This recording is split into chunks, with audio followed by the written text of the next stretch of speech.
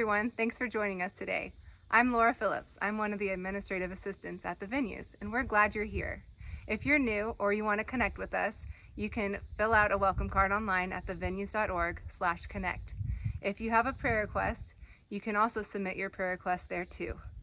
If you want to get connected with us, you can download our Church Center app. Just go to the App Store, find the Church Center app, and find the venues. Then you can see all the wonderful things we have going on.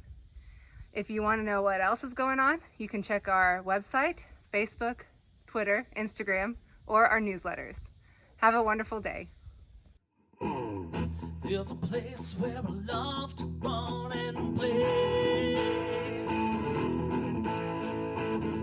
There's a place where I sing the songs of praise.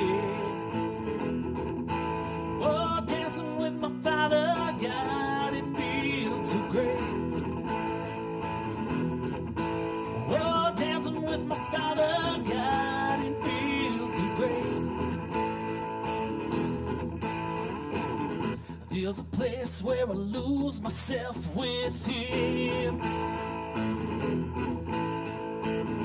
There's a place where I find myself again. Oh, dancing with my Father God in fields of grace. Oh, dancing with my Father God in fields of grace. There's a place where religion finally dies.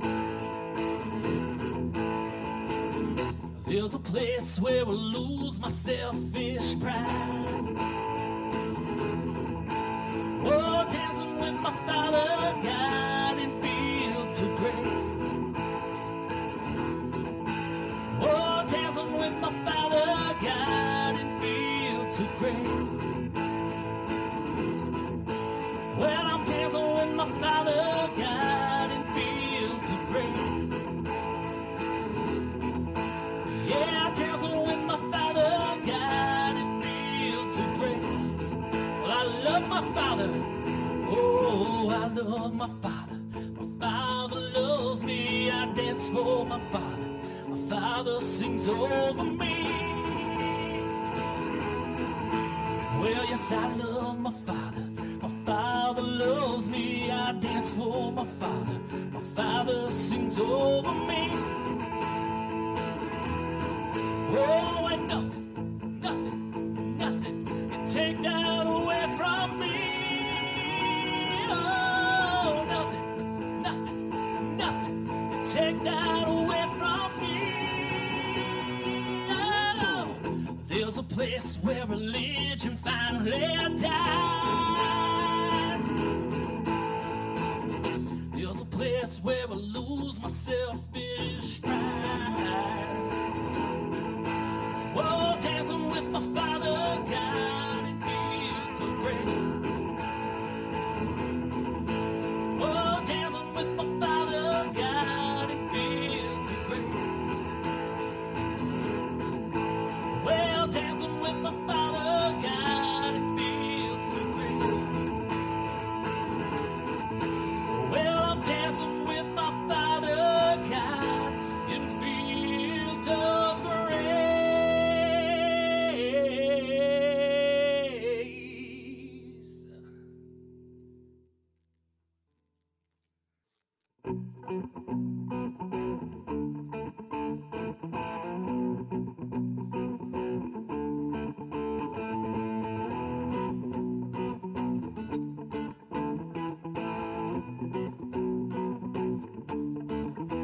Make a joyful noise to the Lord, all the earth. Make a joyful noise to the Lord, all the earth.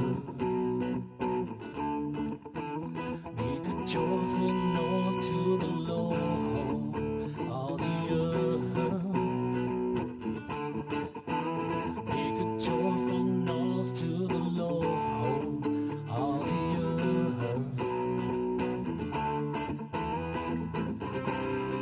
Flowers of the field crying to be heard. Trees of the forest chorus start singing, and all of the mountains with one voice join in the chorus of this world.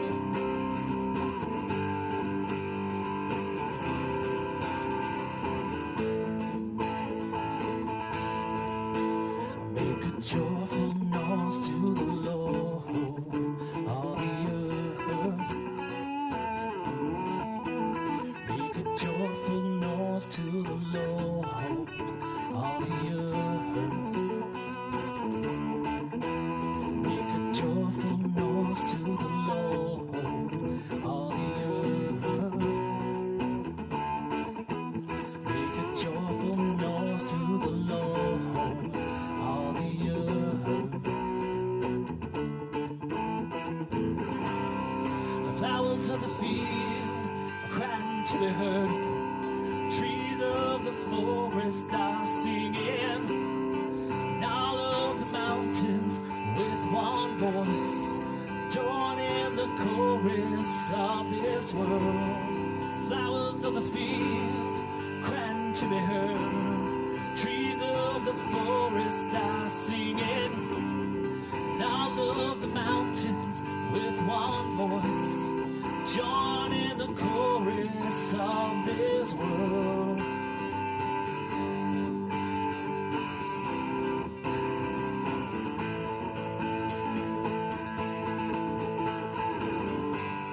And I will not be silent. I will not be quiet anymore. I will not be silent.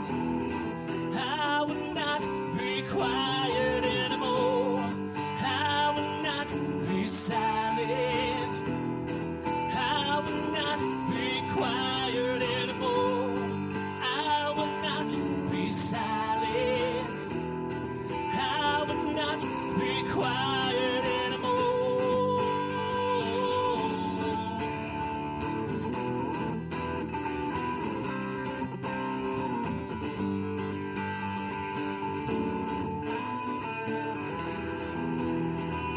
Every ocean,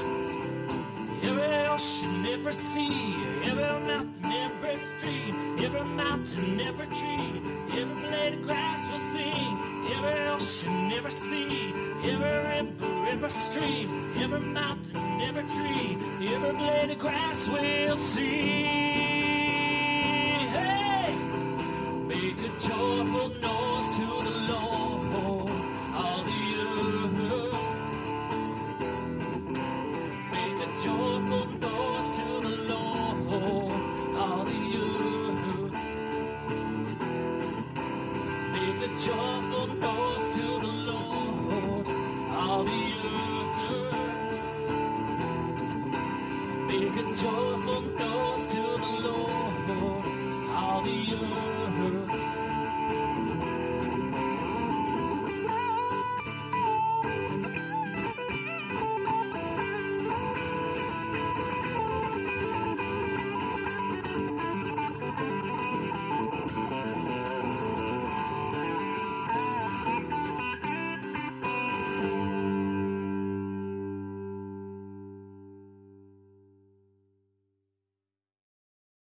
Hey friends, we have a super awesome fun bonfire coming up at Rollage Wilson, and it's Sunday, October 18th from 3 to 5 p.m. We're gonna have hot dogs, s'mores, and tons of fun activities. If you can have fun with a pumpkin, we are going to make it happen. We're going to have pumpkin bowling, pumpkin golf, pumpkin tic-tac-toe, and so much more. Make sure that you come out and check it out and have fun with us. And as always, we are trying to have fun and be safe, so we will require masks when you are around the bonfire pit or around the food tables. So come with your family, have a great time. We can't wait to see you. Good morning, everybody. My name is Ben Stringer, and I am so fortunate to be the associate pastor here at the Venues. Just a reminder that even in this time of 2020 and our pandemic and all of the chaos, our ministries and our programs and the work of the church still continue. We hope that you can find opportunities to connect and to serve and to grow and to worship with us. Also want to remind you that if you're able, you can donate and assist us in our ministry and our service by mailing in a check or by dropping off a check at the church or by dropping off a check if you show up in person sometime, but also by giving online at thevenues.org/give. There you can give one time or you can even set up recurring donations. Appreciate you thinking about this, being prayerful about it, and I hope you enjoy the message. A chief by the name of Chief Joseph said this: "Whenever the white man treats the Indian as they treat each other, then we will have no more wars. We shall all be alike, brothers of one father and one another, with one sky above us and one country around us and one government for all." Chief Joseph sounds a lot like the lyrics of this song, which go like this: "Come on, people now, smile on your brother, everybody get together. Try to love one another right now." That song was considered by some to be the hippie national anthem. Yeah, who knew there was one? The song is "Let's Get Together." Listen to it. Let's follow it.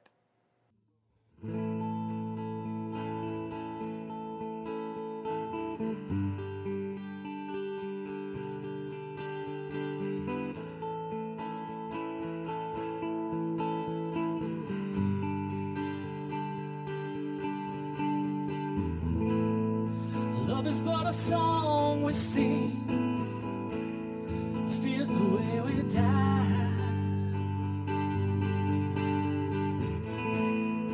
You can make the mountains dream or make the angels cry. Though the bird is on the wing, you may not know why. Come on, people now, smile on your brother, everybody get together, try to love one another right now. Some may come and some may go, we will surely pass. When the one that left us here returns for us at last, we are but a moment's sunlight fading in the grass. Come on, people now, smile on your brother, everybody get together, try to love one another right now. Come on, people now, smile on your brother, everybody get together, try to love one another right now.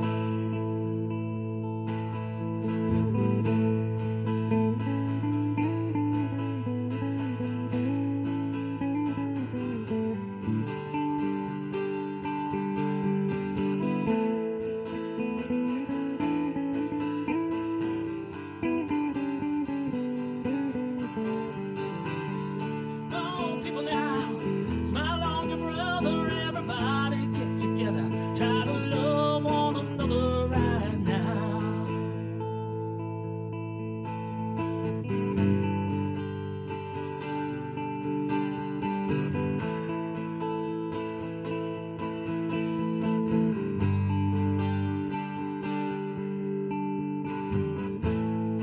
If you hear the song I sing, you will understand and listen. You hold the key to love and fear, all in your trembling hand. Just one key unlocks them both at your command. Come on, people now, smile on your brother, everybody get together, try to love one another right now.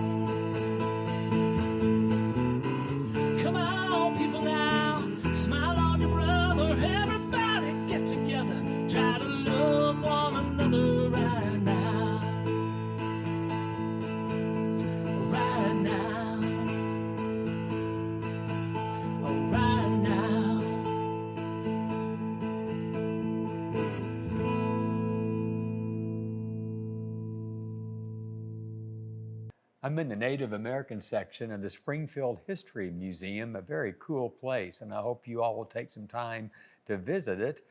But I'm here because we're talking about history and Native Americans. So I want to start off today by acknowledging and honoring the indigenous people on whose land we stand or I'm sitting.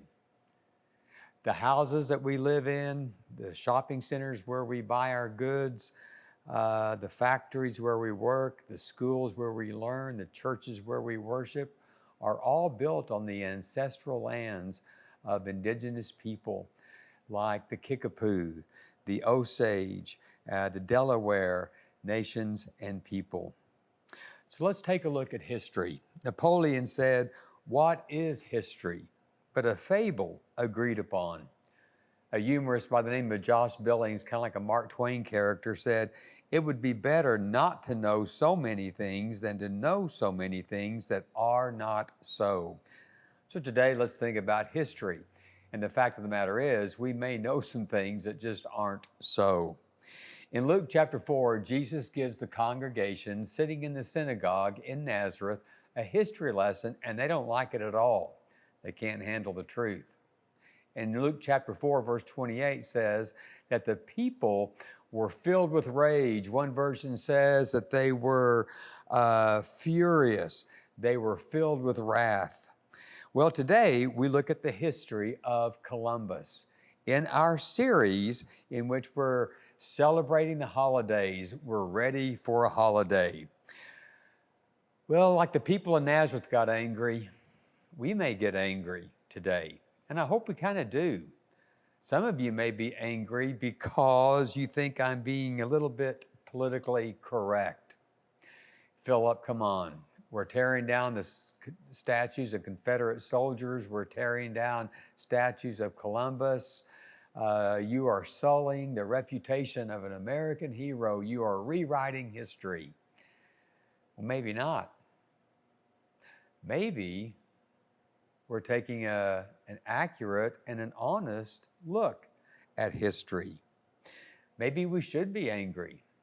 Maybe we should be angry at Columbus. Maybe we should be angry at the perversion of a Christianity that served as the impetus for these atrocities committed against indigenous peoples. Maybe we need to be angry at ourselves for perpetuating discriminatory views, the same views held by Columbus, the same views held by the congregation in the synagogue in Nazareth. Well, Phillip, what do you mean by that? Well, it's somewhat old hat at this point, to point out that Christopher Columbus, in whose name children are out of school tomorrow, and in whose name our mail will not be delivered, was in reality a homicidal tyrant who initiated the two greatest crimes in the Western Hemisphere, the Atlantic slave trade and Native American genocide. Now, rehashing all of his crimes would take a lot longer sermon than what we want to sit through today. But you can go online and do your own research, and here on this slide you'll see a connection to biography.com, history.com, and always the reliable Reader's Digest. And do your own research on that. In 1492, Columbus sailed the ocean blue. That's the poem that I grew up with learning. But what we did not learn was what followed. And what followed was a bloody, greed-filled cataclysm of slavery, of extortion, of rape, of biological warfare, just general mass murder. And then the guy gets a federal holiday named after him, Columbus Day. Columbus Day sales. Maybe a Columbus Day sale means that you can go into any store that you want, kill everybody, and take whatever you want, because that's basically what happened after 1492. There was one exception in the crew of Columbus. There was a Dominican friar by the name of Bartolome de las Casas, who was a defender, and he developed a reputation as a defender of the Native Americans. And he wrote a journal, wrote a book about this. And in that journal, he said, "Such inhumanities and barbarisms were committed in my sight as no age can parallel. My eyes have seen these acts, so foreign to human nature that now I tremble as I write." He goes on to describe that what Columbus did was, in order to test the sharpness of their blades, Columbus directed his men to cut off the legs of children who ran away from them. That Columbus's crew would cause people to be eaten alive by hunting dogs. And if Columbus's brigade ran out of meat for their dogs, this Dominican friar said that the babies, the Arawak babies, were killed for dog food. You know, some people incriminate themselves by their own words. All we need to do is listen to them. And Columbus is one of those. Columbus said 100 castellanos are easily obtained for a woman as for a farm, and there are plenty of dealers who go about looking for girls. Those from 9 to 10 are now in demand. Yes, scholars tell us that Columbus dealt in sex trafficking. You know, if we're going to celebrate and explore, why not celebrate Captain Kirk? Space, the final frontier. These are the voyages of the Starship Enterprise. Its 5-year mission to explore, not to discover, but to explore, to seek out new life, new civilizations. Yeah, Captain Kirk was much nicer. If we're going to honor an Italian, why not honor Joe DiMaggio, the Yankee Clipper, played for the New York Yankees. What a great guy, great ball player. The only Indians that he massacred were from Cleveland. Well, to add another layer of disgust to this whole Columbus story is to recognize that Columbus justified these atrocities committed against humanity, the Native Americans, by his version of Christianity. Every time Columbus landed on an island, he would plant a cross as a sign that the land belongs to your highnesses, and especially as a sign of Jesus Christ and the honor of Christianity. Really? He committed these atrocities in honor of Christ, in honor of Christianity? The church issued an edict called the Doctrine of Discovery, which is really crazy, isn't it? How can you discover something when people are already there? But the Doctrine of Discovery basically said that any land that was not inhabited by members of the Catholic Church was free for the taking.